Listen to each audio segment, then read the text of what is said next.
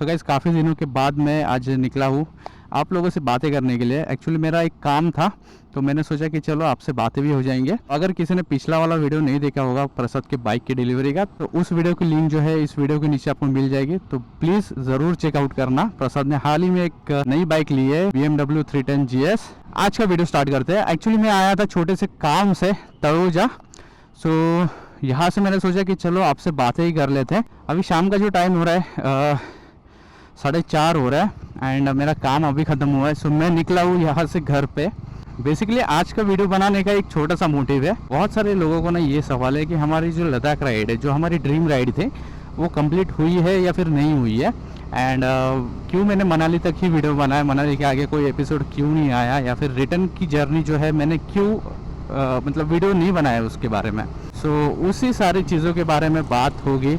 During Ladakh ride मेरे साथ क्या क्या हुआ है, क्या क्या चीज़ें हुई है। एक स्कैम भी हो गया था जब मैं दिल्ली में था, दिल्ली में पहुंचा था, तो उन सारी चीज़ों के बारे में हम लोग बात करेंगे आज। सो वीडियो में बने रहिए। So hello ladies and gentleman, boys and girls, welcome back to my YouTube channel. तो गाइज पूरी स्टोरी जानने के लिए हमें पहले से स्टार्ट करना पड़ेगा।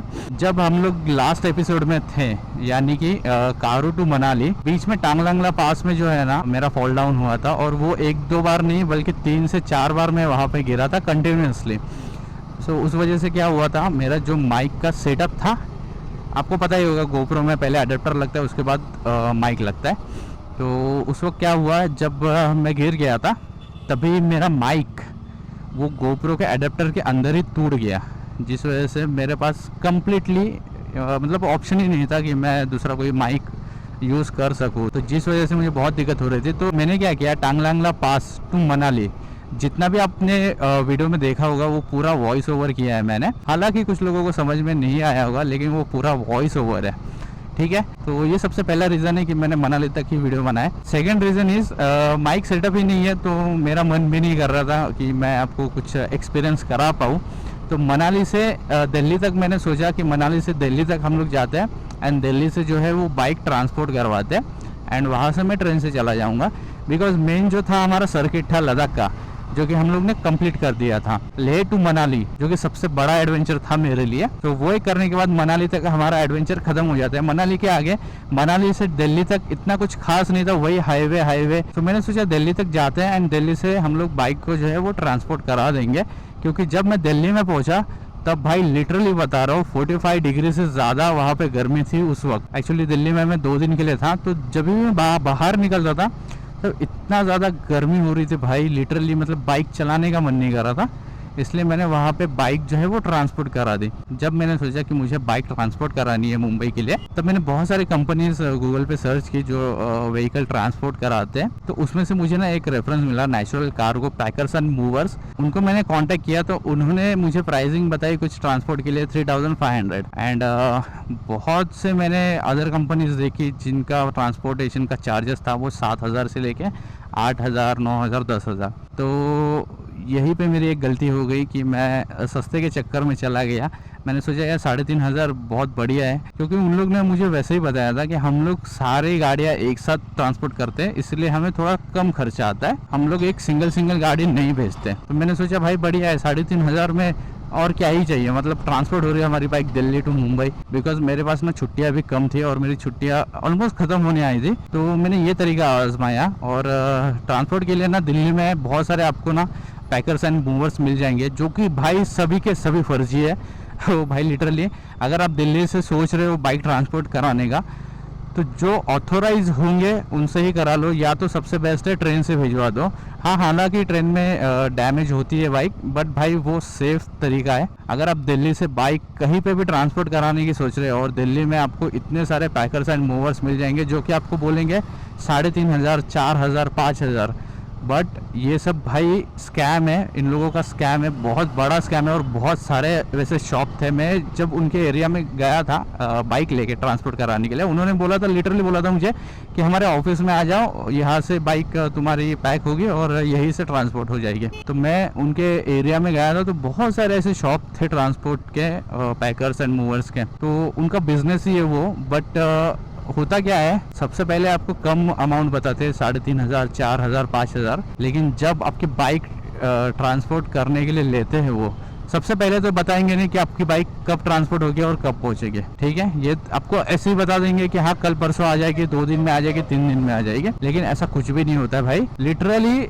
मेरे दोस्तों की गाड़ियाँ 10-10 दिन तक वहाँ पे पड़ी रही।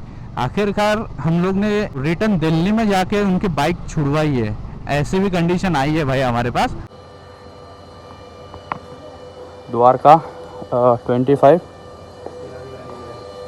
यहाँ पे हमारा गाड़िया है।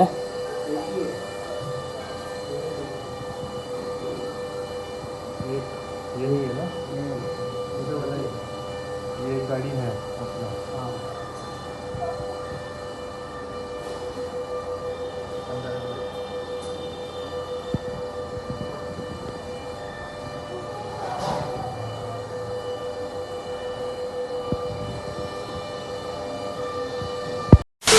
लिटरली 10-10, 15-15 दिन तक दिल्ली में गाड़ियाँ खड़ी है और वो बंदा बोल रहा है कि आपकी गाड़ी जो है कल पहुंच जाएगी, परसों पहुंच जाएगी, आधे रास्ते में है। उसको पकड़ने के लिए दिल्ली गए तब वो गाड़ियाँ उसी के घर के बाहर खड़ी थी। तो ऐसा कुछ सीन है उन लोगों का।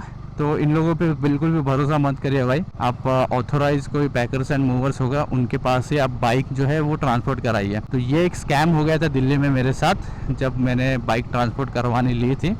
तो मेरा भी कुछ ऐसा ही सीन हुआ कि मैंने बाइक दे दी, मुझे 3,500 रुपये बोल दिए गए और फिर जब 10 दिन हो गए मेरी बाइक नहीं आ रही थी तब मैं उस बंदे को बार बार कॉल कर रहा था, लेकिन सामने से कोई रिस्पांस नहीं आ रहा था। भाई कॉल भी नहीं उठा रहा था, ना मैसेज का रिप्लाई दे रहा था। उसका कॉल आया मुझे 10-15 दिन के बाद एंड मुझे he will ask me for extra, मतलब एक्स्ट्रा चार्जेस मांग रहा था।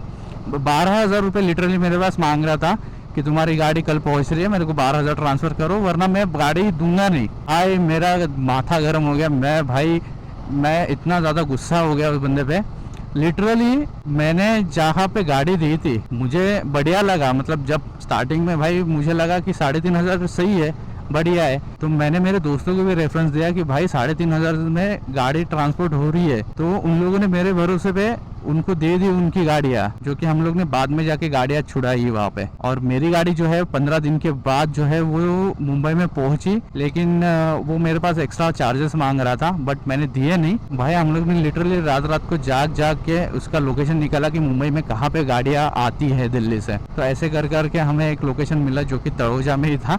तो तड़ोजा देख के भाई याद आ गया मुझे, तड़ोजा में एक लोकेशन है जहाँ से पूरे ट्रांसपोर्ट जो है वो माल आता है दिल्ली से। तो उनके ऑफिस का कैसे कैसे लोकेशन निकाला, उस लोकेशन पे गए, मेरी गाड़ी वहाँ पे खड़ी थी। 15-20 दिन के बाद गाड़ी को देखा ना, मतलब लिटरली भाई मतलब क्या ही बोलो। तो मैंने उस बंदे से बात की जिसके ऑफिस में वो आई थी और उनको 5,000 रुपये दे के मैंने बाइक छुड़वा ली। मतलब होता कैसा है ना, वो लोग पैकर्स एंड मूवर्स जो है वो खुद ट्रांसपोर्ट नहीं कराते, वो थर्ड पार्टी को देते ट्रांसपोर्ट कराने के लिए।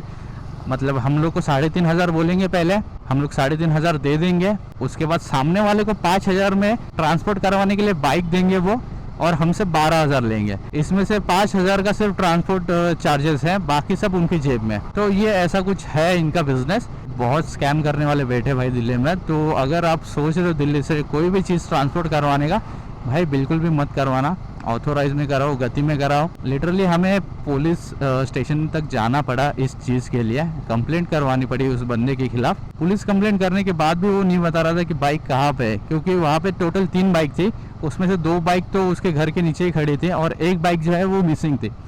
1 बाइक लेके वो घूम रहा था, उसका आदमी कहीं पे था ना, पूरा दिल्ली घूम रहा था। मतलब वो ना अपने डेली यूज़ के लिए वो बाइक यूज़ कर रहे थे। तो कैसे कैसे पुलिस की हेल्प लेके हम लोग ने तीसरी बाइक भी हम लोग को मिल गई। उसके ऊपर कंप्लेंट हुई नहीं हुई भाई वो तो अभी खैर अभी दिल्ली पुलिस ही जानती है। तो ये सारी चीज़ें हुई थी मेरे साथ दिल्ली में, लेकिन बाइक नहीं थी, इस वजह से मैं कोई वीडियो नहीं बना पाया। और आते ही मैंने मेरा गोप्रो जो है वो भी सेल कर दिया। अभी मैं सोच रहा हूँ ना छोटे मोटे राइड्स बंद कर देना है, अभी हमें सिर्फ लॉन्ग राइड्स पे फोकस करना है, क्योंकि लद्दाख राइड जो है मेरी लाइफ की सबसे बड़ी ड्रीम राइड थी। और उसके अलावा मुझे ऐसा कुछ नहीं लग रहा है कि अभी मुझे कुछ करना बाकी है। वो सबसे बड़ा एक टास्क था मेरे लिए, सबसे बड़ा ड्रीम था जो कि अचीव हो चुका है। अभी तो ऑल ओवर इंडिया घूमना है हमें, और हम लोग इसी बाइक पे घूमेंगे, हमारे डॉमी के साथ घूमेंगे। तो मज़ा आने वाला है काफ़ी। बहुत दिनों से आपसे बातें करनी थी लेकिन मैं कर नहीं पा रहा था। दूसरा रीज़न था मेरे पास कोई कैमरा नहीं था, एक्शन कैमरा नहीं था। जिस वजह से मैं वीडियो नहीं बना पा रहा था। तो फाइनली कैमरा भी ले लिया है, जिसका रिव्यू चैनल पे बहुत जल्द आ जाएगा। अभी फ़िलहाल काम में बिज़ी हूँ तो वीडियो बनाने के लिए टाइम नहीं मिल रहा है, बट हाँ अभी रेगुलर वीडियोस आपको मेरे चैनल पे देखने मिलेंगे। बहुत ही जल्द हमारे 10 के सब्सक्राइबर्स भी हो रहे हैं। लिटरली 6 महीने हो गए कि लद्दाख राइड के बाद क्या हुआ, लद्दाख राइड के आगे के एपिसोड कहाँ पे है। तो ये सारी चीज़ें हुई थी जिस वजह से लद्दाख राइड के आगे के एपिसोड नहीं आ पाए, और जो लद्दाख राइड थी वो हमारी मनाली तक ही थी। तो बस यही था जो भी था। सो वीडियो को करते यही पे एंड। मिलते हैं ऐसी कोई नए वीडियो में नए मोटो व्लॉग के साथ। तब तक के लिए stay safe, stay happy, bye, take care, see you soon.